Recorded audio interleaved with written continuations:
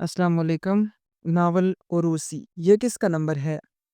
وہ ابھی اسے کچھ سمجھانے کی کوشش کر رہی تھی کہ اس کے فون کی رنگ ہوئی اور ایک میسج اسکرین پر نمودار ہوا۔ اوپر آکسیجن لکھا ہوا آیا۔ اس نئی نویلی بنی دلہن کے ماتھے پر بل پڑے۔ وہ کس قدر خوبصورت تھی کہ سامنے بیٹھا شخص وہ اس سے بھی زیادہ پرکشش مرد تھا۔ شیروانی میں تو وہ ایک بھی غضب ڈھا رہا تھا، لیکن ان کے درمیان کچھ حائل تھا۔ اس نے موبائل اٹھا لیا۔ یہ میرا فون ہے، آپ اس طرح اٹھا نہیں سکتے، ہر ایک کی اپنی پرائیویسی ہوتی ہے۔ وہ موبائل جپٹنے کی کوشش کر رہی تھی جبکہ مقابل نے فون کا لاک اس کی فیس آئی ڈی سے کھول لیا تھا اور میسج پڑھتے پڑھتے اس کی آنکھوں کے پتلے پھیل گئے۔ شکل پر غصہ اور رنگوں میں خون کی روانی تیز ہو گئی۔ بالآخر وہ اپنا فون جپٹنے میں کامیاب ہو چکی تھی، یا شاہد مقابل نے اب خود ہی اسے دے دیا تھا۔ وہ بالکل خاموشی سے اٹھا تھا اور غصے سے دروازہ کھولتے ہوئے باہر نکل آیا۔ باہر بیٹھے سب ہی لوگ حیران رہ چکے تھے۔ کیا ہوا بیٹا؟ ایک عمر رسیدہ آدمی اس کی جانب بڑے اپنی بانجی سے پوچھیں۔ وہ ان کو یہ کہتے ہوئے وہاں سے بڑے بڑے قدم اٹھاتے ہوئے اس عالیشان گھر سے باہر نکل آیا۔ وہ عمر رسیدہ آدمی جو غصے میں آ چکے تھے تیز تیز قدم اٹھاتے اس کمرے کی جانب بڑھے۔ ان کے پیچھے اور لوگ بھی آئے تھے۔ کیا کیا ہے تم نے؟ انہوں نے آگے بڑھ کر اپنی نئی نویلی دلہن بنی بانجی جو زوردار تھپڑ مارا۔ ہماری عزت روند دی تم نے؟ کرتا ہوں تمہارے ماں کو فون۔ اس لڑکی نے قہر آلود نظر برساتے ہوئے سب کی جانب دیکھا تھا۔ کہا تھا نا میری شادی اس سے مت کرواؤ، کہہ دیں اب ہی اسے کہ مجھے طلاق دے دیں۔ وہ کتنی بے باکی سے وہ سب کہہ رہی تھی۔ سب کا منہ کھلا کا کھلا رہ گیا تھا۔ تم جیسی بیٹی خدا کسی کو نہ دے، وہ افسوس سے کہتے ہوئے باہر چلے گئے تھے۔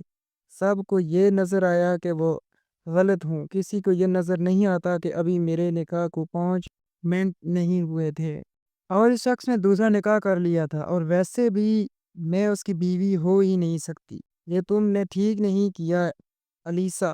وہ جو صوفے پر سر پکڑ کر بیٹھی تھی، اس نے اپنی کزن کی آواز سنی۔ مصنوعی پلکیں جو ابھی تک اس کی آنکھوں کو سجا رہی تھی انہیں اٹھا کر اوپر دیکھا۔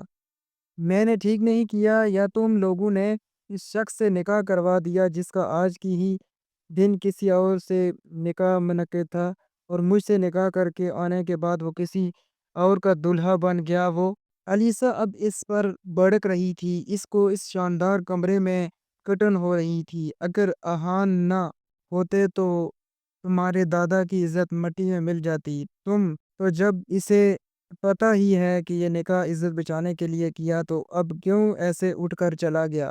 دیکھو الینا، اٹھ جاؤ میرے پاس سے، اس سے پہلے میں کچھ اور کروں، الیسا نے چلاتے ہوئے کہا، جبکہ الینا نے اسے افسوس سے دیکھا۔ کچھ دیر پہلے ہی اس کا نکاح سید اہان علی سے ہوا تھا اور اس وقت وہ اسی کے گھر میں موجود تھی۔ سیدہ الیسا زاہد ابھی ہی اہان علی کی دلہن بنی تھی۔ سب کو یہ نظر آ رہا تھا کہ اہان نے اس کی اور اس کے گھر والوں کی عزت بچائی۔ یہ نظر نہیں آ رہا تھا کہ اس کو کسی کی زندگی میں زبردستی داخل کر دیا گیا تھا۔ الینا چلی گئی تھی جبکہ الیسا پھر سے سر کو پکڑ کر بیٹھ گئی تھی۔ اس کی آنکھوں کے سامنے کچھ دیر پہلے کا منظر گھومنے لگا۔ اتنی دیر ہو گئی، بارات کیوں نہیں آئی؟ ایک بوڑھے آدمی جن کے عمر 70-80 برس کی تھی، جو کہ چل بھی نہیں پا رہے تھے، ایک کرسی پر بیٹھے تھے۔ بابا جی فون تو کر رہے ہیں، کوئی اٹھا نہیں رہا۔ الیسا نے اپنے ماموں کو دیکھا تھا، جب کبھی ادھر اور کبھی ادھر پریشانی کی حالت میں پھر رہے تھے۔ یہ سب الیسا کی ضد کا نتیجہ ہے، میں تو کبھی راضی ہی نہیں تھا۔ اب وہ پھانسنے لگی تھی۔ الیسا نے اپنے بوڑھے دادا کو دیکھا۔ یہ ان کے گھر میں چھوٹی سی تقریب رکھی گئی تھی۔ لاہور شہر میں واقع ایک چھوٹا سا گھر جس کے لان میں یہ تقریب رکھی گئی تھی۔ یار الینا، ادھر مجھے فون دینا، میں خود ابیر کو فون کرتی ہوں، ابھی تک آئے کیوں نہیں ہے؟ عروسی لباس میں ملبوس اس خوبصورت سے دلہن نے اپنی کزن سے کہا۔ گول معصوم سا چہرہ، خوبصورت ہونٹ جن پر میک اپ نے مزید خوبصورتی میں اضافہ کیا ہوا تھا۔ علیسا ابا فون کر رہے ہیں، نہ صبر کرو۔ اچھا۔ علیسا خاموش ہو کر بیٹھ گئی۔ اس نے اپنی ماں کو سب سے زیادہ پریشان دیکھا تھا۔ علیسا مجھے تو یہ ابیر پہلے ہی ٹھیک نہیں لگتا تھا، اب تو یقین ہو گیا۔ ابھی تک اپنے گھر والوں کو لے کر کیوں نہیں آیا؟ اس کے کہنے پر پھپھو اور تمہاری دادی نے زیادہ بڑا فنکشن نہیں کیا اور بس خاندان والوں کو بلایا ہے۔ اوہ بس بس، انہوں نے اسی وجہ سے بڑا فنکشن نہیں کیا کیونکہ وہ افورڈ نہیں کرتے تھے، اور یہ شادی سید دادی کی غیر سید سے تھی، اور لوگوں کو بلوا کر وہ اپنی نام نہاد عزت نہیں خراب کرنا چاہتے تھے۔ علیسا نے منہ بناتے ہوئے سب کہا، جبکہ علینا تو اس کے منہ سے ایسے جملے سن کر ہی پریشان رہ گئی تھی۔ ایک خوبصورت نوجوان علیسا کی نظر میں آیا، چوڑا سینہ، کسرتی بازو، ہاتھ دونوں سے سینے پر باندھے ہوئے، اس کے ماموں سے کچھ بات کر رہے تھے، ماتھے پر پریشانی سے بل تھے۔ وہ توقیر صاحب کی بات غور سے سن رہا تھا۔ شام کو سورج بھی غروب ہونے کا تھا، سردی میں مزید اضافہ ہو رہا تھا۔